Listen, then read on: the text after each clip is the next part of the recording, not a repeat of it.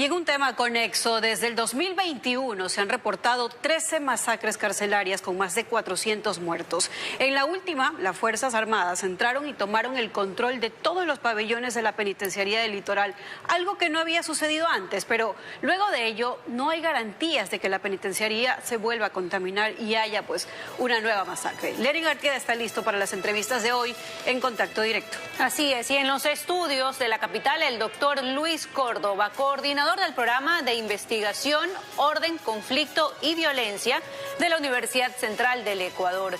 Lenin, el control volvió al SNAI y está claro que el SNAI no puede controlar el sistema carcelario. ¿Cómo entonces se corta este círculo infernal de muerte y descontrol?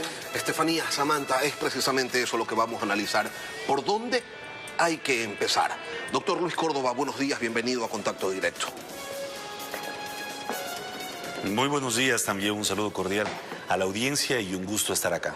¿Cuáles son, doctor, las razones por las que las cárceles del país son espacios ajenos al control del Estado? Bueno, me parece que porque se sigue redundando en los errores que ya hemos visto. El primero, no se corta el flujo de dinero sucio que alimenta el poder de las pandillas carcelarias. El segundo, no se reduce la impunidad estatal que involucra a agentes penitenciarios, policías y militares en el ingreso de armas, municiones y demás pertrechos bélicos. El tercero, que no se formula una política de drogas y entonces seguimos encarcelando al consumidor y al traficante sin ningún tipo de distinción y por lo tanto sin ningún tipo de rehabilitación.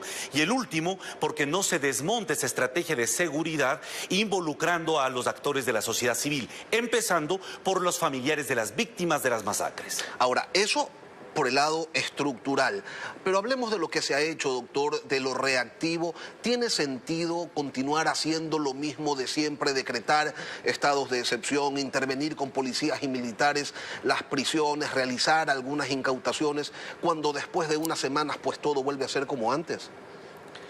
No tiene sentido si es que pensamos desde el punto de vista del interés nacional y de la paz social, pero tiene mucho sentido desde el punto de vista de la estrategia que está impulsando la policía y el Estado, que es ir hacia una paz mafiosa en donde una de las organizaciones logre hegemonía criminal dentro de las cárceles y pueda pacificar las calles y las cárceles a cambio de que se le permita seguir traficando. Me parece que eso es lo que está ocurriendo y por eso hemos visto al líder de una de estas organizaciones salir a anunciar la paz mafiosa luego de la masacre última del martes anterior. Usted lo que nos está diciendo, doctor, entonces es que el Estado sí conversa, que el Estado sí dialoga, que el Estado sí negocia con las mafias.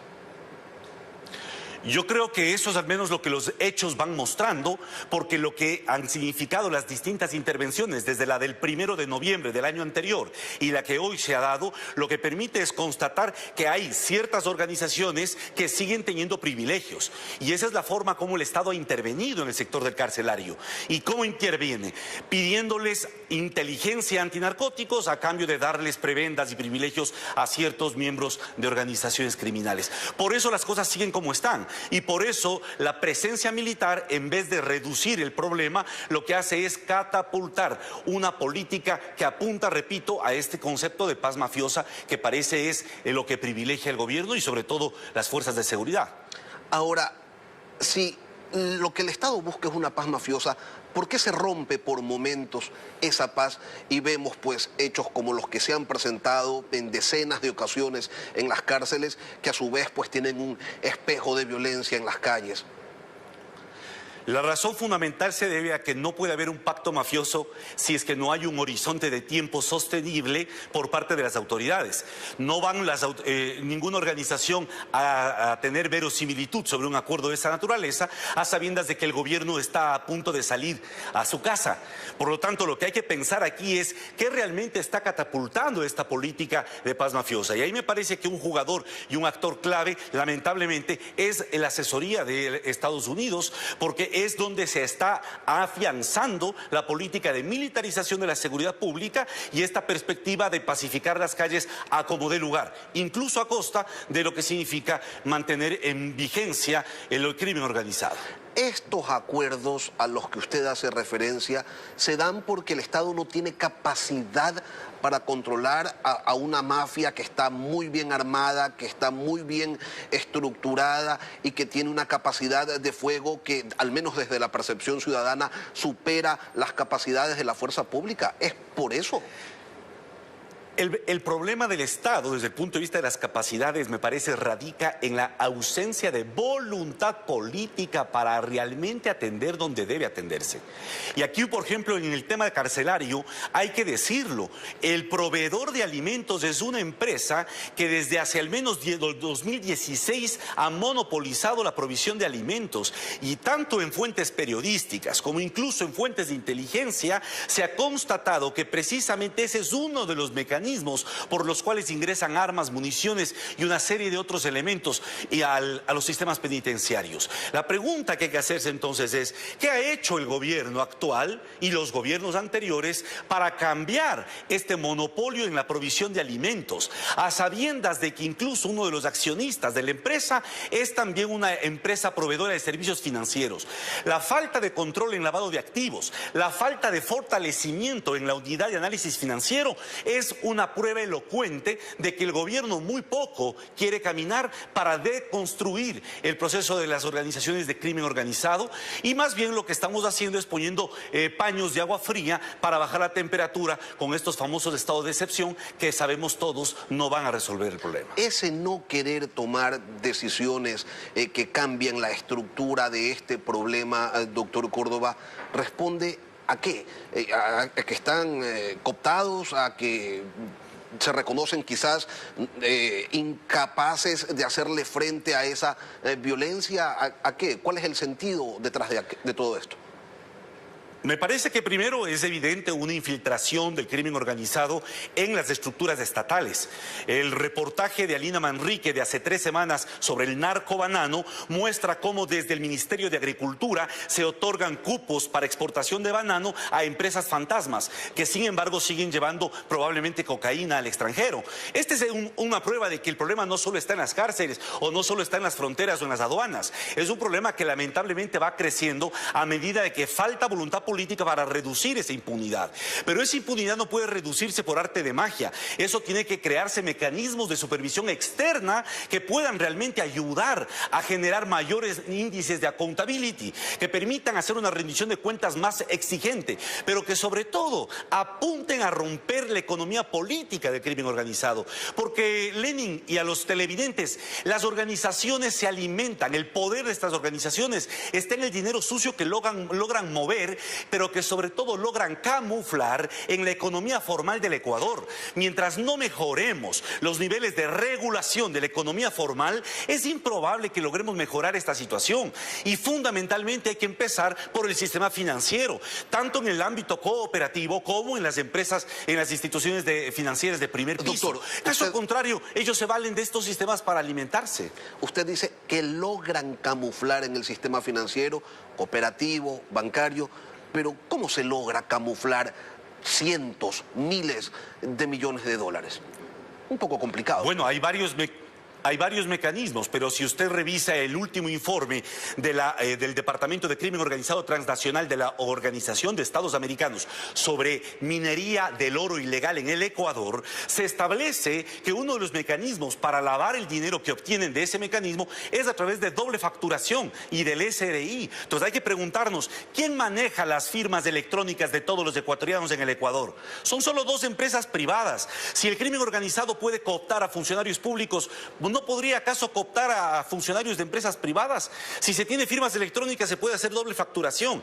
¿Qué controles estamos teniendo a nivel del SRI? ¿Qué controles estamos teniendo a nivel de la UAFE para mejorar este tipo de mapeo? Esto no solo ocurre en el Ecuador, esto ocurre a nivel mundial, y en Italia, y en Estados Unidos, y en Europa. Cuando se quiso realmente enfrentar al crimen organizado, se creó mejores capacidades para apuntar al mapeo del dinero sucio.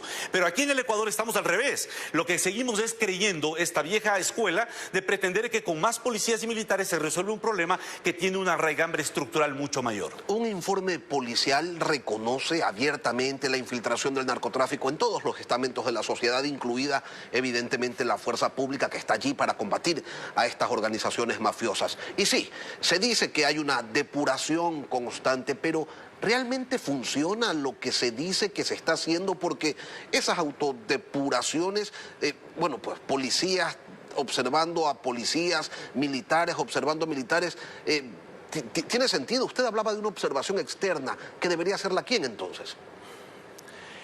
En un orden democrático, en primer lugar, debe haber un poder civil que supervise a las Fuerzas Armadas y a la policía, porque son las instituciones que se supone tienen el monopolio del uso de la fuerza.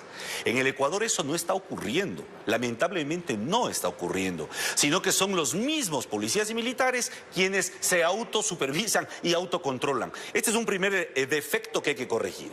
Los mecanismos externos tienen que ver con instituciones que existen en el Estado ecuatoriano, pero que tampoco están cumpliendo su rol. Y me refiero, por ejemplo, a la Defensoría del Pueblo, que tiene la capacidad de hacer supervisión externa. Y me refiero, por ejemplo, a la propia Fiscalía, que tiene la obligación de hacer procesamiento criminal de aquello que se encuentre.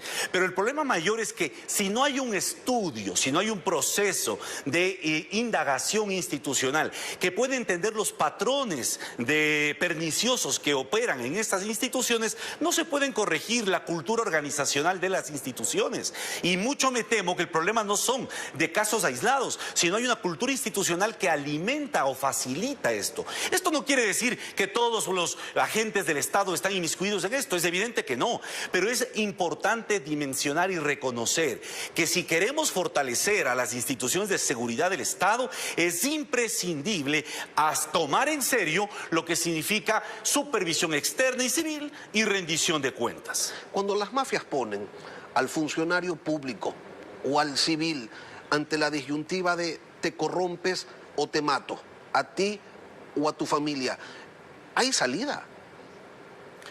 Sin duda que hay salida, y por eso es que es imprescindible tener un mapeo de lo que se conoce como la zona gris de criminalidad. Ninguna organización de crimen organizado opera sin el apoyo, la ayuda, la protección de algún agente estatal que le pasa información, que le brinda contactos, que le da protección. Por lo tanto, la tarea número uno de un Estado serio que quiere enfrentar esto empieza por hacer este mapeo. ¿Cómo hacerlo? Primero, auditoría técnica, financiera y administrativa de todos los sistemas de otorgamientos de permisos, como el de Unibanano que acabo de mencionar, como el otorgamiento de licencias de conducir, como el otorgamiento de permisos de exportación, etcétera, etcétera, etcétera. Porque es precisamente a través de estos mecanismos legales que utilizan las organizaciones criminales para facilitar, camuflar y encubrir sus flujos ilícitos. Por lo tanto, hay medidas, esto no es un problema de inventarse el agua tibia, el problema es que no hay voluntad política, porque si es que se resolviera realmente el tema del crimen organizado y las muertes violentas descendieran, no habría justificativo para seguir invirtiendo cantidades ingentes de recursos en comprar armamentos, armas, etcétera, mientras no tenemos ni siquiera escuelas ni gasas en los hospitales públicos. Las prioridades del presupuesto general del Estado están vinculadas directamente con esta crisis de seguridad. Y deje decirme un dato que es fundamental, Lenin. Fíjese, en el 2021, de los 2.191 homicidios violentos que se produjeron, el 72% no tenía relación con el narcotráfico. Y en el 2023, en los 6 meses, en el primer semestre, de las 3.568 muertes violentas, el 79% de los asesinados no tenía antecedentes penales. ¿A quién les están matando en el país? 8 de cada 10 en el 2023 no tienen que ver con las mafias, no tienen antecedentes penales. ¿A quién se les está matando? Esto es lo que hay que pensar, porque el relato de que se está enfrentando y matando solo a los miembros de las organizaciones criminales por su propio peso está cayendo. Y estas son datos y cifras de la propia policía. Doctor, y usted hace énfasis en la voluntad política, pero ¿realmente la ciudadanía puede esperar ese cambio, esa transformación cuando a los políticos los cooptan, los presionan desde el momento en que son candidatos? La conflictividad en el Ecuador es muy tensa. Yo creo que la conflictividad en el país tiene solo 2 opciones. O hay un cambio político, y por eso estamos en la muerte cruzada a puertas de unas elecciones. Hay un cambio político institucionalmente tutelado, O este cambio se va a expresar a través de la criminalidad o a través de las protestas en las calles. Por eso los candidatos tienen un desafío enorme y es enfrentar este problema no con demagogia, sino con un programa realista que permita una auténtica respuesta institucional al crimen organizado. El gobierno actual no ha tenido esa respuesta, el gobierno actual no ha querido impulsarla y en muchos casos tampoco ha sabido cómo hacerlo. Ahora, este problema no es solo del gobierno, es del Estado. Y aquí, tomando en cuenta aquello, doctor, el rol de la función judicial, ¿cuál debería ser? Porque independientemente de los legalismos, hay un sector de la ciudadanía cada vez mayor que tiene la percepción de que en la justicia no es difícil para las mafias encontrar a aliados y a serviles. Sin duda, yo creo que ahí hemos perdido tiempo vital para hacer algo que todos hemos reclamado y es la evaluación de los operadores de justicia. Ninguna institución, sobre todo pública, puede funcionar bien si no hay una evaluación permanente de las personas que operan esas instituciones. En la función judicial, lo prioritario es una evaluación a todos los operadores de justicia. Evaluación con supervisión y veeduría ciudadana, externa, si es posible internacional, que permita realmente entender cómo está funcionando, quiénes deben promoverse y quiénes deben salir, porque es obvio que hay un problema gravísimo de cooptación con el crimen organizado. La segunda es un plan de seguridad asertivo que realmente le brinde confianza a los jueces que están haciendo bien su trabajo o a los fiscales que quieren hacer bien su trabajo. Esto también hemos visto muchas falencias y mucha lentitud. Y esta lentitud, estas falencias, lo único que hacen es generar este efecto de bola de nieve que ahora vemos cada vez más grande y por eso la violencia, el crimen y lamentablemente también la inacción estatal se vuelve cada vez un elemento mucho más constante y pernicioso para nuestras vidas diarias. Luis Córdoba, coordinador del programa Orden, Conflicto y Violencia de la Universidad Central. Doctor, gracias por acompañarnos hoy aquí en Contacto Directo. Gracias también.